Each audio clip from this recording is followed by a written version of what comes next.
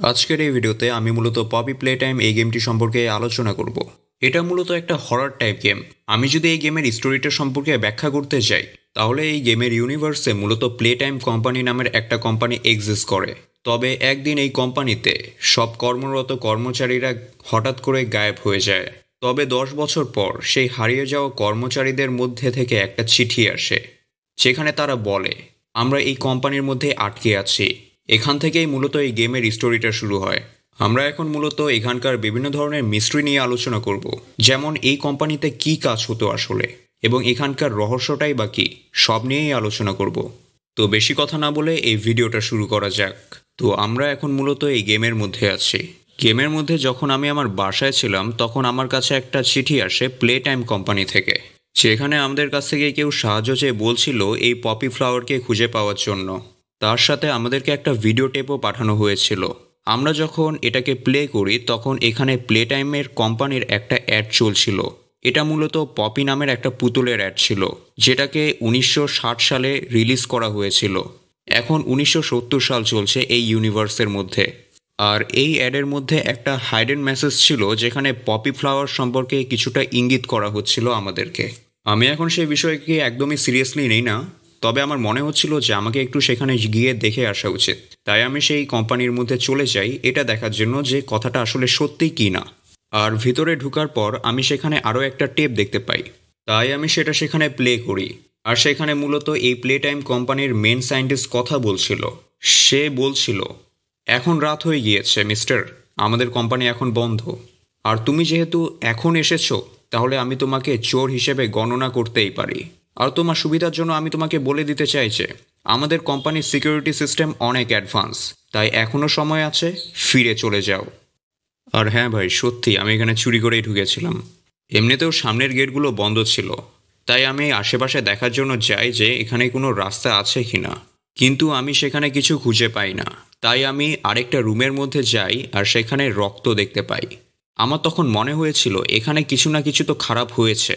এরপর আমি সেখানে একটা দরজা খোলার ক্লু পেয়ে যাই। আর আমরা সেখানে একটা দরজা খুলেও ফেলি। আর সেখানে রুমে এন্টার করার পর আমরা সেখানে মূলত একটা রোবোটিক হার্ট দেখতে পাই, যেটা মূলত এই কোম্পানির এমপ্লয়িরা ব্যবহার করত। তবে আমাদের কাছে মূলত একটা নীল হাতি ছিল, যেটার সাহায্যে আমরা এই কোম্পানির মেইন ডোরটা খুলতে সক্ষম হই।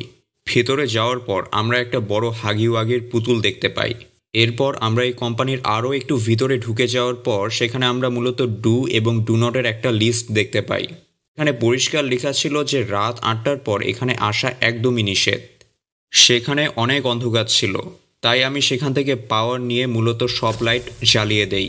এরপর আমরা যখন সেখান থেকে চলে আসছিলাম, তখন আমরা দেখি যে সেখানে হাগিওয়াগির সেই বড় পুতুলটা আর নেই। অর্থাৎ আমাদের গেম এখান থেকে শুরু হয়ে গিয়েছে। আমরা আরও এই কোম্পানির ভিতরে ঢুকতে থাকি। আর শেষমেশ অনেক পাজল সলভ করার পর আমরা সেখানে আরও একটা হাত পেয়েও যাই।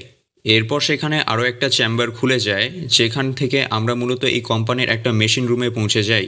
আর এখানকার মেশিনগুলো ছিল খেলনা বানানোর মেশিন, যাদেরকে দেখে একদমই জীবিত মনে হচ্ছিল। আর সব থেকে আজব বিষয় ছিল যে এই মেশিনগুলো নিজে নিজে চলতো। এরপর আমরা সেখানে কিছু পাজল সলভ করি। এরপর সেটা আমাদেরকে একটা ডল বানিয়ে দেয়, যেটা আসলে আমাদের একটা প্রবেশ করার একটা কি ছিল, যার সাহায্যে আমরা আরও একটা ডোর খুলে ফেলি। এরপর আমরা এই কোম্পানির ভিতরে যাওয়ার আরও একটা রাস্তা পেয়ে যাই। তবে আরও ভিতরে যাওয়ার পথে আমাদেরকে সেখানে আটকানোর জন্য চলে আসে হাগিওয়াগি, যার থেকে মূলত আমাদেরকে বাঁচতে হবে। এরপর আমরা কোনো রকম একটা চিমির মধ্যে দিয়ে এই কোম্পানির ভেতরে চলে আসি। আর আমরা বুদ্ধি করে এই হাগিওয়াকিকে উপর থেকে ফেলে দেই। কিন্তু আমরা সেখানে পপি ফ্লাওয়ারকেও পেয়ে যাই।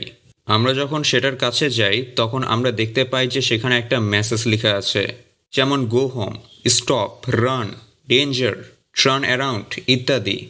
তারপরও আমরা সেই রুমের মধ্যে ঢুকে যাই, যে রুমটা অনেকটাই গভীর ছিল। এরপর আমরা সেখানে একটা রুম দেখতে পাই, সেখানে মূলত সেই পুতুলটিকে রাখানো ছিল, যার নাম পপি। এরপর আমি সেটাকে পাজলের একটা অংশ ভেবে তার দরজাটা খুলে দেই। এরপর পপি অ্যাক্টিভ হয়ে যায়। আর এখান থেকে মূলত পপি প্লে টাইম এর চ্যাপ্টার 2 শুরু হয়। তো আমি পপির এই গল্পটা আপনাদেরকে বলে দেই। যদিও আমরা এর গল্পটা সেকেন্ড পার্টে জানতে পারবো। তো স্টেলা নামের একটা মেয়ে ছিল, যে মূলত খেলনা নিয়ে খেলতে অনেক পছন্দ করত। ইভেন সে নিজেও একটা খেলনা হতে চাইতো। এরপর সে প্লে টাইম কোম্পানিতে চাকরি করতে শুরু করে।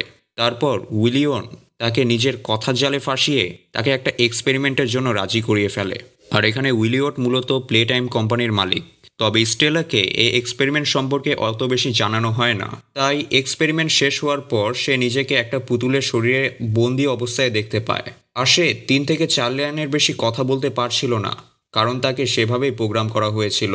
সে উইলিওডের উপর অনেকটাই রেগেছিল, তাই সে আউট অফ কন্ট্রোল হয়ে যায়। এই কারণে এই পুতুলকে সে আলমারিতে বন্দি করে রেখে দেয়, যাতে সে এই এক্সপেরিমেন্টের কথা আর কাউকে বলতে না পারে। আশা করি আপনাদের এই ভিডিওটা অনেক ভালো লেগেছে। যদি ভিডিওটা ভালো লেগে থাকে তাহলে এই ভিডিওতে একটা লাইক, আর খুব ভালো লাগলে বন্ধুদের সাথে শেয়ার করতে একদমই ভুলবেন না। আর আপনারা এই গেমের সেকেন্ড পার্ট চান কি না অবশ্যই এই কমেন্টে বলবেন। আজকের এই ভিডিওটা আমি মূলত নিজের ইচ্ছা মতোই বানালাম, পরবর্তী ভিডিওগুলো আপনাদের রিকোয়েস্ট অনুযায়ী আসবে। তো ধন্যবাদ, দেখা হবে নেক্সট ভিডিওতে।